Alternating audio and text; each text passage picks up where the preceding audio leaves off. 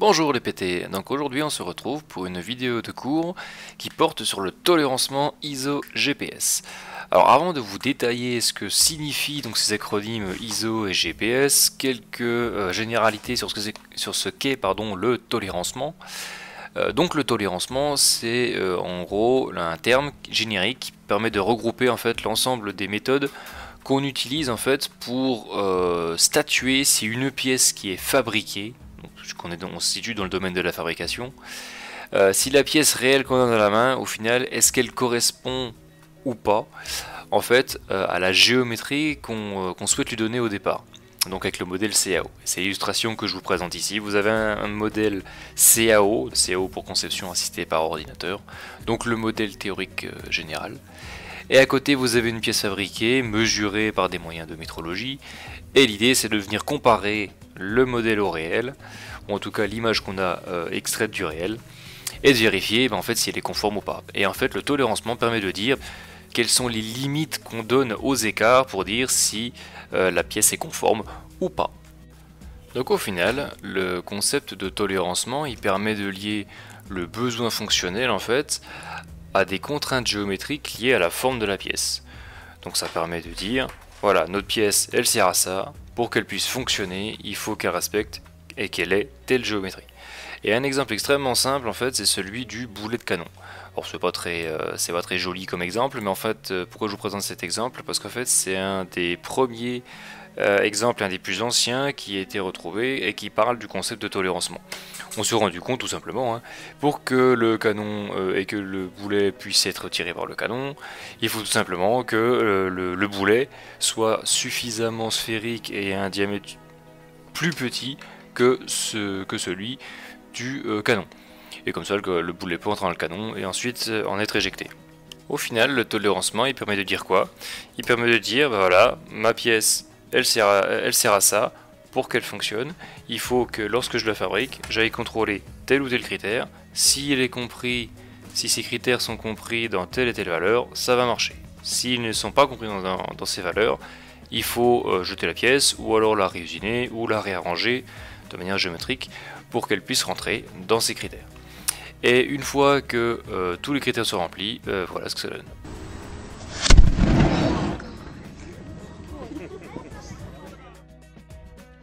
Du coup, la principale question qu'on peut se poser lorsqu'on souhaite concevoir et fabriquer une pièce mécanique, c'est comment est-ce qu'on va faire pour traduire ce besoin fonctionnel en contraintes géométriques.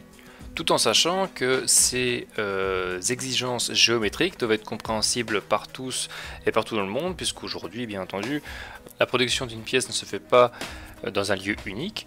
Aujourd'hui, bien entendu, on peut par exemple sur une pièce avoir une conception qui est réalisée en France, on peut avoir un brut qui peut être obtenu par exemple fondu en Chine, et ensuite il peut être envoyé encore dans notre pays, par exemple le Mexique, pour y être usiné, avant d'être rapatrié sur un lieu de montage qui peut encore être dans un autre endroit. Il est donc impératif que tout le monde, que ce soit les concepteurs et les fabricants, puissent se comprendre et s'entendre sur un document unique. Et c'est pourquoi la norme, le comité de normalisation, a mis en place en fait une méthodologie basée sur une représentation graphique qui permet de représenter les contraintes fonctionnelles, de traduire les contraintes fonctionnelles en contraintes géométriques.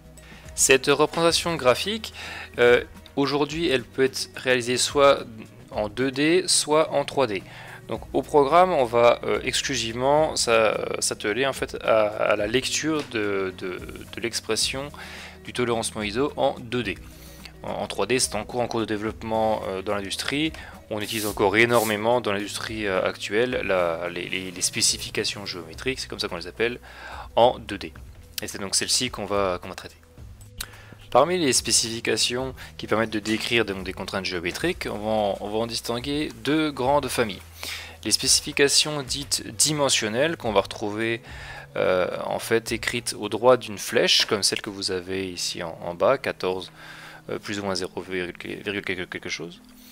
Et les spécifications géométriques. Les spécifications géométriques, elles, sont représentées dans un cadre de tolérance, avec un symbole, un chiffre qui vous donne l'intervalle de tolérance, et après il peut y avoir une ou plusieurs références spécifiées, on verra ce que c'est tout à l'heure. donc les spécifications dimensionnelles et les spécifications géométriques. Et avant de détailler donc ce que sont ces exigences et ces spécifications dimensionnelles et géométriques, je tiens à rappeler un grand principe du tolérancement ISO GPS, c'est que chaque spécification qui traduit du coup un besoin fonctionnel, qu'elle soit dimensionnelle ou géométrique, chaque spécification se lie indépendamment les unes des autres. C'est-à-dire que vous prenez une spécification, vous devez la lire toute seule, sans tenir compte des autres spécifications que vous pouvez avoir autour. Ça, c'est un des grands principes du coup du tolérancement GPS, c'est le principe d'indépendance. Donc c'est parti, une spécification dimensionnelle, qu'est-ce que c'est? Donc une spécification dimensionnelle se représente comme ce qui est affiché à l'écran, c'est-à-dire un chiffre qui représente en fait la dimension nominale, c'est-à-dire la dimension sans défaut. Ici par exemple vous avez un arbre de diamètre 30, et on dit que ce diamètre 30, on lui autorise un intervalle de tolérance, c'est-à-dire une dimension pour laquelle la dimension nominale ne sera pas respectée, mais on tolère que cette pièce puisse être utilisée. Donc par exemple 30 plus ou moins 0,1, ça signifie que toutes les pièces qui ont un diamètre compris entre 29,9 et 30,1 seront acceptées et pourront être utilisées pour ce pourquoi elles ont été conçues. Et dire que le diamètre doit être compris entre 29,9 et 30,1, ça veut dire quoi? Ça veut dire en fait que on parle de dimension locale, toutes les dimensions locales de la pièce doivent être comprises entre ces deux valeurs. Une dimension locale, c'est quoi? En fait, on prend un point sur un côté de la pièce, donc là du cylindre, et on va chercher le point opposé, donc diamétralement opposé, et on va vérifier que cette dimension locale est bien comprise entre les deux valeurs. Ça signifie que pour pouvoir vérifier cette spécification, il faut normalement qu'on prenne une infinité de mesures sur toute la surface de la pièce. On prend une infinité de mesures, on vient vérifier que toutes ces dimensions locales sont comprises entre ces deux valeurs. Bon, en pratique, bien entendu, on va prendre un certain nombre de mesures et on va le prendre suffisamment grand pour considérer qu'on est bon, sans en prendre une infinité, sinon bien entendu ça n'aurait pas de sens. Et donc ces spécifications dimensionnelles peuvent être prises sur des diamètres, mais également sur des plans inclinés. On appelle ça la tolérance angulaire. Vous avez par exemple un angle, 45 degrés plus ou moins 2 degrés. Dans ce cas-là, la dimension locale, elle va être prise comment? On va faire une coupe abstraite de notre pièce et venir relever deux lignes. Et on va faire tangenter deux lignes de contact et on va venir relever l'angle entre ces deux droites, puisque bien entendu l'angle entre deux lignes réelles ça n'a pas de sens, il faut définir un angle entre deux droites. L'angle l'inclinaison, l'orientation d'une ligne réelle n'existe pas. L'orientation ne peut être déterminée que sur un élément topologiquement parfait, c'est-à-dire une droite. Du coup, pour pouvoir avoir une spécification dimensionnelle, il faut nécessairement que vous ayez de la matière en vis-à-vis. Ce qui signifie que si vous trouvez une spécification dimensionnelle entre deux surfaces qui ne sont pas en vis-à-vis, en fait c'est pas aux normes, c'est faux. On ne peut pas mesurer une distance entre deux éléments qui ne sont pas physiquement en vis-à-vis. Je vais vous donner l'exemple d'une spécification dimensionnelle sur un arbre. On peut trouver la même chose sur un alésage, bien entendu. On va chercher les bipoints diamétralement opposés. Sur, par exemple, la spécification dimensionnelle que vous avez à droite, c'est 18 plus ou moins 0,3.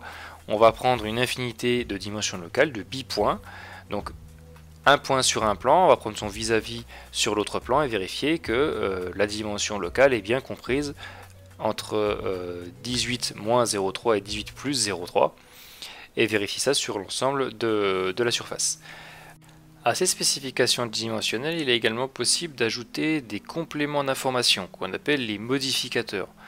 L'un des principaux modificateurs qu'on puisse utiliser et retrouver avec les spécifications dimensionnelles, c'est ce qu'on appelle l'exigence de l'enveloppe, qui se représente en fait par un E cerclé. Celui-ci se trouve juste à droite, en fait, juste à côté de la spécification dimensionnelle. Et il dit quoi? Il dit qu'en fait la spécification dimensionnelle doit être lue exactement comme n'importe quelle spécification dimensionnelle. Par exemple ici vous avez un phi 30 plus ou moins 0,1. Ça signifie que chaque dimension locale doit être comprise entre 29,9 et 30,1. Et que en plus de cette exigence que chaque bipoint peut être compris entre ces valeurs, l'ensemble de la surface doit pouvoir s'insérer en fait dans un cylindre parfait de diamètre 30,1. C'est-à-dire que l'ensemble de la surface doit être doit avoir un diamètre inférieur à la valeur maximale de la spécification dimensionnelle. Ceci permet en fait d'avoir non seulement une épaisseur minimale, puisque la dimension locale minimale permet d'avoir une épaisseur minimale pour pouvoir résister aux efforts, mais également que l'ensemble de la surface n'est pas une forme de banane, c'est-à-dire qu'on puisse quand même avoir quelque chose qui soit relativement proche de la géométrie nominale que l'on souhaite avoir pour la pièce. Voilà, donc maintenant on va passer aux spécifications géométriques. Alors, les spécifications géométriques, elles se différencient des spécifications dimensionnelles, en fait, puisqu'elles sont représentées dans ce qu'on appelle un cadre de tolérance. Alors, dans ce cadre de tolérance, vous allez voir qu'en fait, toute la représentation des spécifications est extrêmement codifiée. Il y a pas mal de choses à apprendre par cœur, c'est vrai, mais qu'une fois qu'on a bien compris la logique, qu'on a bien appris, en fait, tout simplement, les différentes particularités de cette représentation, c'est relativement simple à comprendre et assez automatique à décoder ensuite quand on passe d'une spécification à une autre.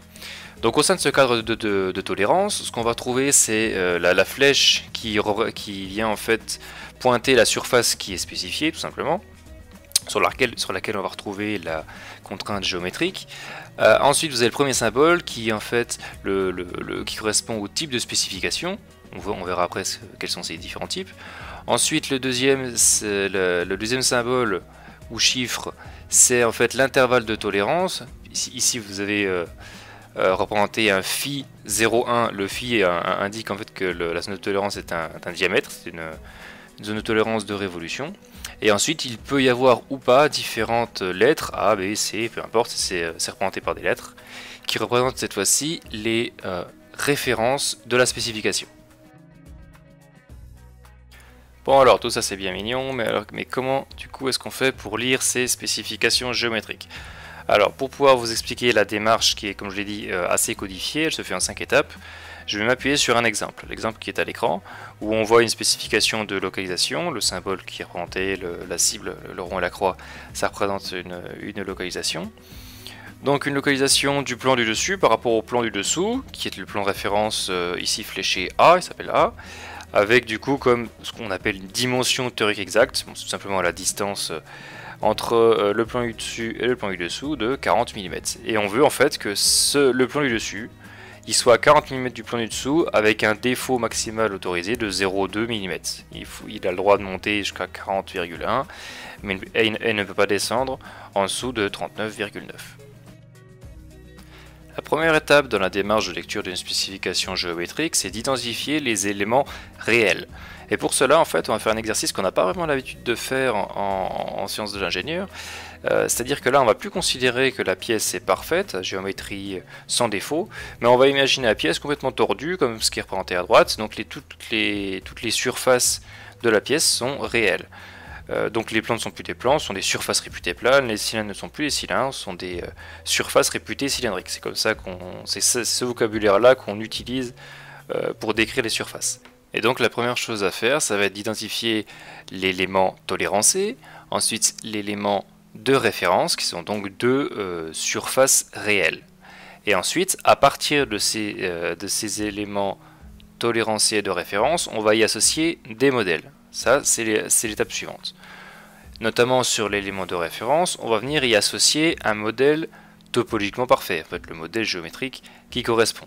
Ici, on a une surface réputée plane, donc qu'est-ce qu'on va faire? On va y associer un plan. Et pour associer ce plan à cette surface réputée plane, il faut une certaine méthode, notamment un critère de calcul.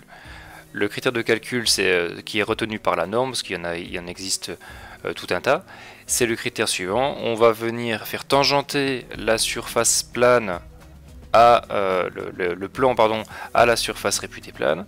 Et si jamais on est sur une bosse et que le plan peut encore basculer, on va utiliser le critère tangent extérieur à la matière, minimisant l'écart maxi, c'est-à-dire que de chaque côté du plan, on va s'arranger pour que les points de la surface soient avec un écart maximum qui soit le plus petit possible.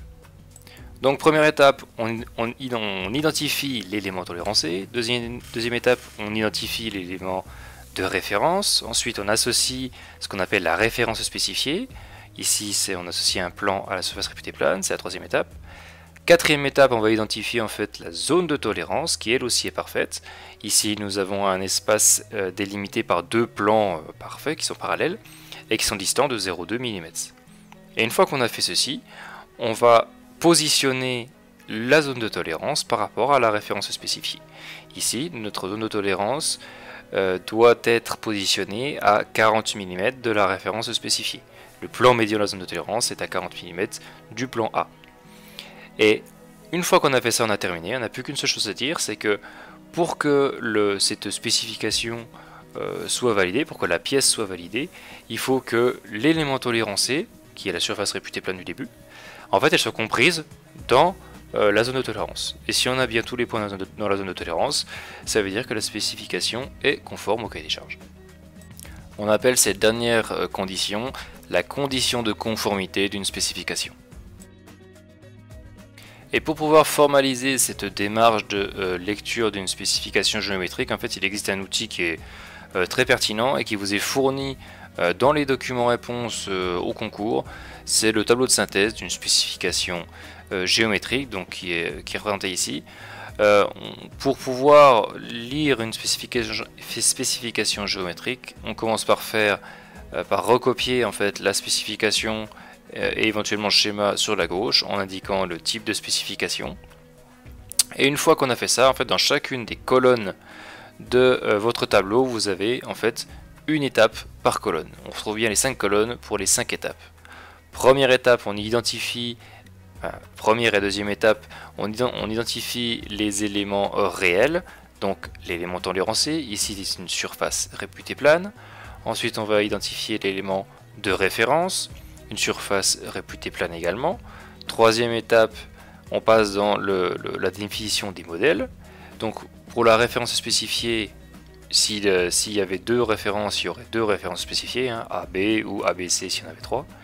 Ici vous avez un plan qui s'appelle A, qui est tangent extérieur matière et à l'élément de référence, avec le critère de minimisation de l'écart maxi. On cherche à minimiser le plus grand des écarts pour se rapprocher au mieux de la surface. Et ensuite, quatrième étape, on définit la zone de tolérance. D'abord la nature, son type, sa géométrie. Ici c'est un espace délimité par deux plans parallèles distants entre eux de 0,2 mm. Et enfin on va positionner cette zone de tolérance par rapport à l'élément, à la référence spécifiée. Ici la zone de tolérance est positionnée est parallèle à la référence et est positionnée à 40 mm de ce plan A. Maintenant, on va parler un petit peu des différents types de spécifications que vous allez pouvoir rencontrer et que vous aurez donc à traiter. Des types de spécifications, on les distingue dans 4 catégories, on les classe dans 4 catégories. La première catégorie sont les spécifications de forme, qui permettent donc, comme leur nom l'indique, de spécifier la forme de l'élément tolérancé. On va y retrouver la rectitude, la circularité, la forme d'une ligne complexe qui n'est pas forcément droite, une planéité, la forme d'un plan, cylindricité, la forme d'un cylindre, ou la forme d'une surface quelconque. Là, je vais vous inviter à vous référer à votre cours papier et puis à bien reprendre chacune des spécifications, puisque certes, là, apprendre le tableau par cœur, c'est quelque chose qui n'est pas envisageable, il va falloir qu'on travaille les notions en TD, mais là, vous allez devoir faire l'effort quand même de vous plonger un petit peu ligne par ligne pour apprendre le vocabulaire et apprendre un petit peu en détail à quoi fait référence chacune de ces spécifications. Et ensuite, dans les exercices, on reviendra dessus à travers d'exemples, et là, vous commencerez à comprendre et à bien intégrer tous les éléments. Mais je pense qu'il va falloir au moins une première fois faire une passe là-dessus, même si vous ne comprenez pas encore tout, ça permettra de dégrossir le problème une fois qu'on sera en TD. Deuxième catégorie, les spécifications d'orientation, donc comme leur nom l'indique, qui spécifie l'orientation. Par exemple un parallélisme entre deux plans ou entre deux droites, ou à l'inverse une perpendicularité, ou une inclinaison, qui sont en fait les trois mêmes choses, sauf que dans le premier cas l'angle est nul, deuxième cas l'angle est à 90 degrés, troisième cas l'angle est en fait spécifié par une indication au dos de l'angle, par exemple 45 degrés, qui est écrit directement sur le plan. Et après on peut avoir la même chose, spécification d'orientation d'une ligne ou d'une surface, où là on va donner où on va avoir une surface qui n'est pas forcément plane, et pour laquelle on va définir une orientation qui doit être respectée. Ça c'est globalement quelque chose qu'on verra assez rarement. On spécifie surtout des droites et des plans et des cylindres au concours. On va rarement beaucoup plus compliqué que ça.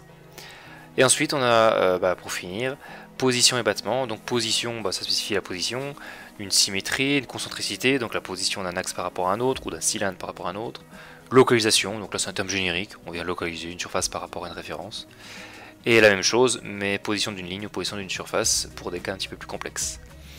Et la particularité du battement, mais ça on le verra surtout en TD, ça dit globalement la même chose que les autres spécifications, sauf que dans ce cas-là, notamment pour le battement circulaire, l'élément de tolérance ne sera pas la surface, mais ce sera une ligne extraite de la surface.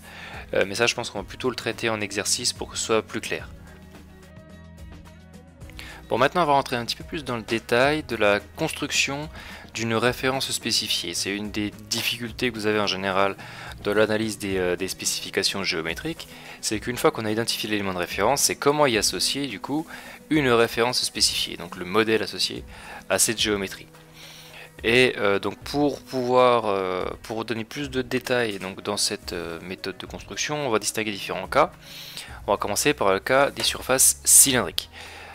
Donc on a un élément de référence, donc identifié sur la deuxième colonne, deuxième étape, qui est donc une surface réputée cylindrique, et on veut y associer un cylindre pour en extraire une droite. À partir du moment où votre élément de référence est une surface réputée cylindrique, vous allez y associer une droite. La référence spécifiée d'une surface réputée cylindrique est une droite. C'est en fait l'axe du cylindre qui va être associé à votre élément de référence. Et pour associer notre cylindre à l'élément de référence, on utilise en fait le même critère, qui est le critère de tangence extérieure à la matière, qui minimise le plus grand des écarts. On utilise également un autre vocabulaire, on dit aussi que c'est l'axe du plus grand cylindre inscrit dans la matière. Voilà, vous imaginez un trou réel, donc qui est faux, vous insérez virtuellement un cylindre dedans, vous faites augmenter le diamètre jusqu'à ce que ça touche la surface réelle, et après vous continuez d'augmenter le diamètre en le bougeant légèrement de telle manière à ce qu'il se cale dans la surface réelle, de la surface de référence. Et en fait quand vous faites ça, naturellement vous minimisez l'écart maxi, c'est-à-dire que vous rapprochez de plus en plus le diamètre, la surface extérieure du diamètre du cylindre de la surface de référence. Une fois que vous avez fait ça, vous pouvez en extraire du coup l'axe de ce cylindre, et l'axe de ce cylindre sera votre référence spécifiée. Voilà, donc une fois que vous avez compris ça, il faut bien se rendre à l'évidence qu'en fait les spécifications géométriques c'est un petit peu comme la langue française, c'est-à-dire que vous avez une règle et une tripotée de cas particuliers. Donc on va les balayer ensemble rapidement, les cas particuliers dans le cas des surfaces réputées cylindriques. Par exemple le cas où votre indication de référence A est en fait positionnée dans une section, c'est ce que vous avez ici à gauche, vous avez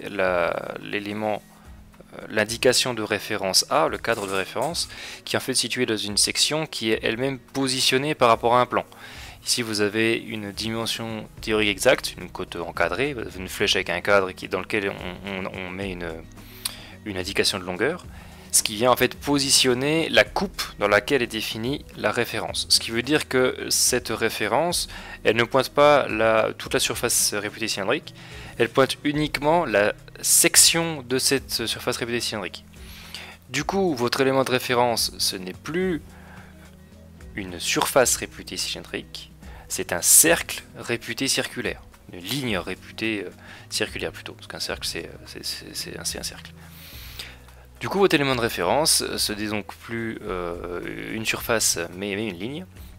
Et à cette ligne réputée circulaire, en fait, on va y associer exactement la même chose que ce qu'on a fait avant, mais dans un autre degré de profondeur, c'est-à-dire que là on va plus associer un cylindre, évidemment on va y associer un cercle par le même critère, donc un cercle tangent extérieur à la matière qui minimise l'écart maxi, et la référence spécifiée de ce cercle sera le point, donc ce sera un point A dans ce cas-là.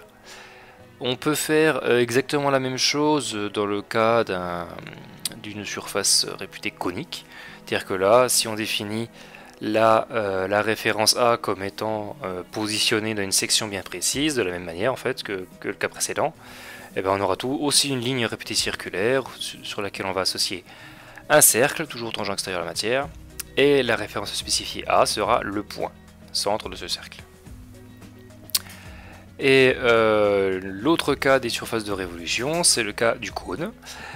Donc si vous avez une surface réputée conique pour l'élément de référence, vous allez y associer en fait un cône que vous pouvez obtenir en fait par un ensemble de deux cônes coaxiaux que vous allez rapprocher, pour lesquels vous allez minimiser l'écart entre les deux cônes. Et l'axe de ces deux cônes, puisque bien sûr ils ont le même axe, hein, sinon on ne pourrait pas définir d'écart, l'axe de ce cône sera du coup la référence spécifiée A de l'élément de référence qui est la surface réputée conique. On passe maintenant au cas des surfaces réputées planes, qu'on a déjà pas mal abordé au travers du premier exemple, avec donc la construction d'une référence sur une surface réputée plane. C'est tout simplement le plan tangent extérieur à la matière qui minimise les écarts maxi. Alors maintenant on va aborder un autre cas, c'est le cas de la référence spécifiée associée en fait à un ensemble de deux plans. Puisque comme ce que vous avez sur le dessin que vous avez sur la gauche, la référence A ne pointe pas un seul plan mais deux plans. Et en fait cette référence elle est juste en face d'une double flèche qui représente en fait la distance entre deux plans. Du coup l'élément de référence n'est pas unique, il y a deux éléments de référence, ce sont les deux surfaces réputées planes. Et donc à ces deux surfaces réputées planes il faut y associer deux plans, un chacun. On va associer un premier plan tangent extérieur matière à la surface réputée plane du dessus, un deuxième plan tangent extérieur matière à la surface réputée plane du dessous. Et en fait, à ces deux plans, on va récupérer une seule référence spécifiée, qui est en fait le plan médian de ces deux plans associés.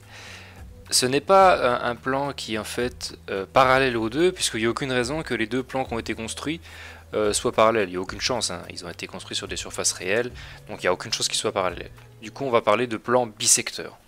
Donc quand vous avez un élément référence constitué de deux plans, il faut en extraire un seul plan, qui est le plan bisecteur aux deux plans tangent extérieur matière aux éléments de référence. Donc voilà, maintenant avec ce qu'on a vu jusqu'ici, vous savez comment faire pour construire une référence spécifiée à partir d'un élément réel, que ce soit un plan, un cylindre, un cône ou toute autre surface de géométrie relativement simple. Maintenant, dans une spécification géométrique, un cadre de référence, on n'a pas forcément qu'une seule référence, on peut avoir une multitude de références. Donc des références primaires, secondaires et tertiaires. Ce que l'on peut également avoir, c'est des références dites communes, c'est ce qu'il y a à l'écran. Ici vous avez A-B. Alors lorsque vous avez ce type de référence, en fait il faut considérer qu'il n'y en a qu'une seule. Ici vous avez un exemple, une référence A, une référence B. Et en fait, vu que dans le cadre de la spécification géométrique du dessous, on a A-B, ben en fait, l'association des deux plans, parce qu'ici ce sont des surfaces réputées planes, donc on va y associer des plans. Les deux plans qu'on va y associer, en fait, on va les associer en même temps. On va pas d'abord associer un plan sur A et ensuite sur B, non pas du tout. On va prendre deux plans qui seront nominalement espacés de 20 mm, donc on prend deux plans distants de 20 mm et on va les associer en même temps, ensemble, sur les éléments réels. On fait une seule et unique association sur l'ensemble des deux. Et du coup, la référence spécifiée sera l'ensemble de deux plans, distants de 20 mm et positionnés sur le réel par le critère tangent extérieur minimax, minimisant les écarts maxi. On utilise souvent cette abréviation minimax. Dans l'autre exemple qui est juste à droite, on a également un élément de référence A, un élément de référence B, qui cette fois-ci sont deux éléments qui sont inclinés à 45 degrés. Donc là, la référence spécifiée A-B, c'est un ensemble de deux plans inclinés de 45 degrés, associés au réel par un critère tangent extérieur matière minimisant l'écart maxi. Donc voilà pour le cas particulier des références communes. Ensuite, on va voir tout de suite comment est-ce qu'on fait pour construire un système de références spécifié avec cette fois-ci plusieurs références qui sont clairement disjointes. Donc dans les systèmes de références spécifiés, il faut respecter une certaine hiérarchie. La première référence étant la référence primaire, la deuxième la référence secondaire, et la troisième la référence tertiaire. L'ordre alphabétique n'a absolument aucun sens, aucun intérêt. On commence en général par à nommer les références sur un dessin A, B, C, D, ainsi de suite. Mais lorsqu'on veut imposer une condition géométrique, c'est-à-dire qu'un plan soit parallèle à un autre, qu'une surface soit coaxiale à une autre, on va bien entendu mettre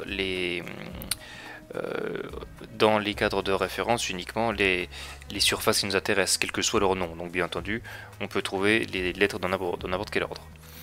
Et donc dans le cas qui nous intéresse ici, on va avoir deux éléments de référence A et B qui constituent donc notre système de référence spécifié. Donc A, ça va être plus tard un plan tangent extérieur matière minimisant l'écart maxi, donc un plan. Et B, ça va être l'axe d'un cylindre également de tangent extérieur matière minimisant l'écart maxi AB. On peut également dire l'axe du cylindre de plus grand diamètre circonscrit à la matière. Et lorsqu'on a un système de référence spécifié, nos références A et B, primaire, secondaire, que ce soit A la primaire ou B la primaire, peu importe, ils sont toujours orientés les uns par rapport aux autres. Ici, on aura toujours B et A qui seront perpendiculaires. Pourquoi? Parce que nominalement, le plan A et la droite B sont perpendiculaires. Donc le système de référence spécifié garde toujours les contraintes géométriques imposées par le plan. Quand je parle de plan, je parle du plan de définition de la pièce.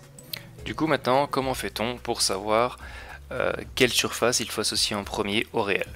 C'est pas compliqué, il suffit de suivre l'ordre dans lequel apparaissent les références. Si notre référence spécifiée c'est A primaire, B secondaire, on va d'abord associer le plan tangent extérieur matière à la référence A, et ensuite chercher l'axe du cylindre qui est perpendiculaire à A et dont le plus grand diamètre permet de minimiser l'écart maximal.